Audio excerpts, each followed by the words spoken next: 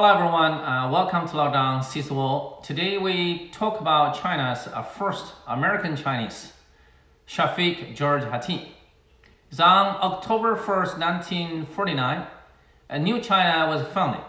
At the same day, an American named George Hatem applied to join in Chinese nationality. Chinese Premier Zhou Enlai signed a special permit, and George Hatem became China's first American Chinese, and also attended the first National Day celebration on Tiananmen Gate. Besides, Chairman Mao also was very happy for this news, and he had a family dinner for him in Zhongnanhai, and joking, before you are a foreign son-in-law in China, from today on, you are a true Chinese son-in-law. Haide, originally named as Shafick George Hatem, born in Buffalo, New York, in 1910, where close to the Niagara Falls at America and Canada border. His father came from Lebanon, Middle East, and worked in a local steel plant. Later, they moved to North Carolina and ran a laundry store. Hatem began some medical study in North Carolina, and they moved to American University in Beirut, where he learned some Chinese language from Chinese classmates.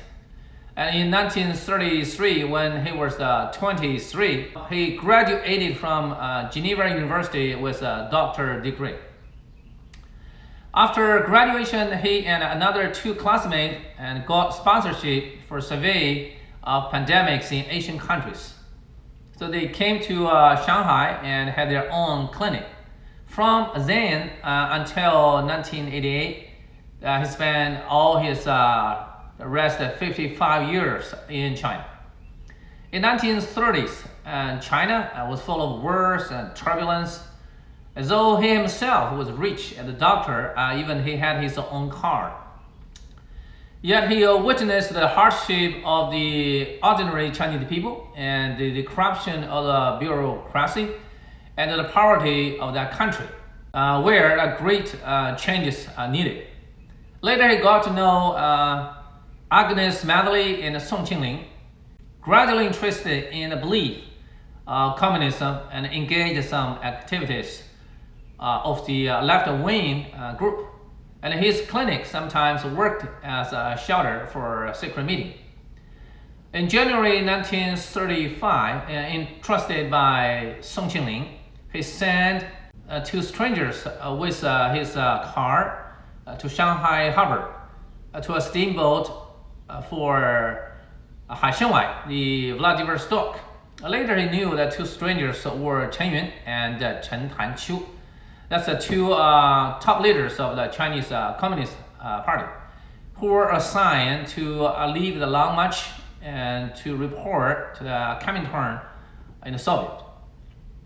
In 1936, he and Edgar Snow set off from Xi'an to Bao'an town in the north. That's the headquarters of the Red Army. In Hatem's medicine kit, there were not only pills and medical tools, but also secret memos from Comintern and the documents to top Chinese leaders. The Red Army welcomed their coming, and many talks underwent.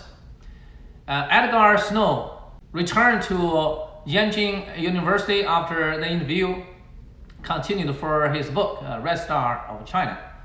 Yet George Hatem asked for staying with the Red Army.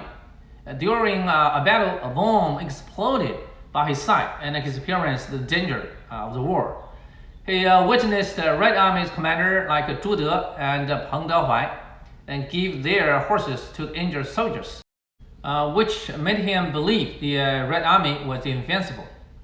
In February 1937, he applied to join in the Chinese Communist Party with Chen Changhao as his reference. Soon he followed Zhou Enlai to Gansu province, where lived many Muslims with surnames of Ma. Zhou suggested him have Ma as a Chinese last name. So Hatem chose Ma Haide as his Chinese name, which was more well known than his English one.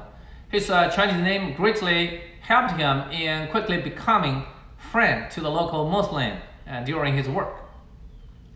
Ma Haide initially worked as a health doctor for the Red Army leaders, and he lived very close to the house of Chairman Mao, so they worked together very often.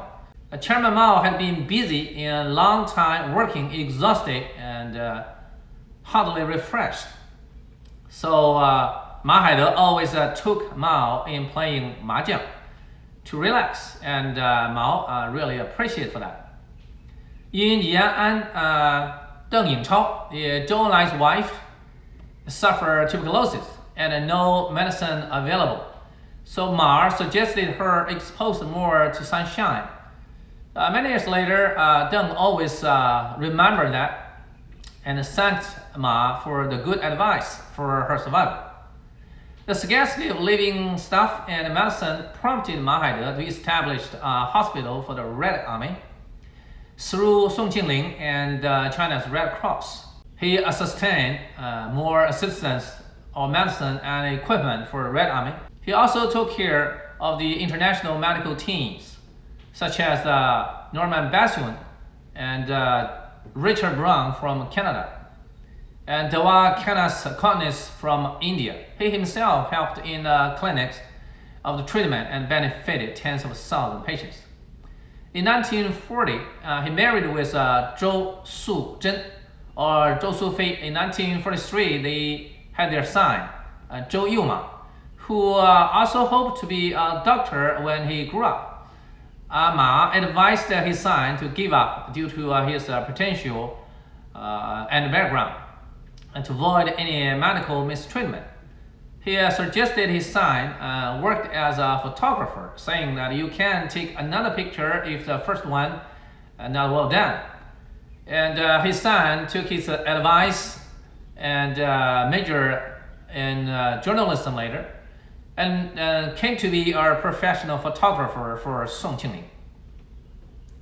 During the Second World War, U.S. Air Forces often waged bombings to Japan, and many U.S. pilots landed in China. And Chinese people always helped them safely to get to Yan'an and back to U.S. Army. And beginning, the pilots had some misunderstandings or bias to the communists. Yet with time going, and especially after they met Ma Haide, they changed their opinions and got more friendly. From July 1944 to March 1947, American government sent military observation team or coordination team to Yan'an. Ma Haide worked as an interpreter. When they saw him for the first time, they were very surprised, for they hadn't expected in a communist army in such an isolated and poor place served an American doctor. Initially, the team members believed what they saw in Yan'an were just the communists made up for them. They preferred to talk with Ma Haide for more truth. Ma told them all they saw were real, not a performance or a posture, for it was impossible for so many people in such a long time for a show. Here in Yan'an, the army and the people are one family. The people knew the army fighting against the Japanese for the people. And the government here in Yan'an, no corruption, no bureaucratic, and people were free and equal. After New China was founded, Ma Haide was assigned as advisor for China's Department of Public Health, in charge of the contagious disease control. Except Tibet and Taiwan, he visited many places in China for medical survey and service, and never complained about the limited accommodation. In clinics, whenever doubts came from the local people of blood test, he made his blood taken for samples to alleviate their disbelief. To those suffered in infectious disease, he never hesitated to treat them the same. Due to his efforts and teamwork, and the disease of venereal and leprosy in China were wiped out or under control, which had been internationally recognized and won him a great prize. In 1962, Ma Haide's father knew he lived in China, so he contacted with the Chinese embassy in Syria and kept in touch with him. Ma and his family left China for Syria and stayed with his father for a month. In February 1972, before Nixon visited China, Ma Haide and a medical team was sent to Geneva by Chinese government to see Edgar Snow, who was very sick of the operation. 36 years ago, Ma Haide and Snow, they separately started from Shanghai and Beijing, and after several days treks and the danger of the bandits, they together arrived at the Red Army's headquarters and began their different experience of a legend. Besides his devotion to China's disease control, Ma Haide had been very kind to the ordinary Chinese people. One day in 1988, he met an old lady who lived on picking up trash. He saw her hands injured. The next day, he brought some lotion, gauze, and a pair of gloves to the old lady and told her how to take care. The old lady was very grateful to his kindness. Soon after, when she learned news of his passing away, she felt so heartbroken. After his death, Ma Haide was memorized as one of the great people who touched the heart of China. And some of his burned ashes were brought to Yan'an and some buried at Beijing Babaoshan Cemetery, and some were taken back to his birthplace in America, kept in the Red Cross Church in Buffalo. He was born in America, yet gave his whole life to China and died as a Chinese. Here comes the end of today's program, and thanks for your watching, and see you next time.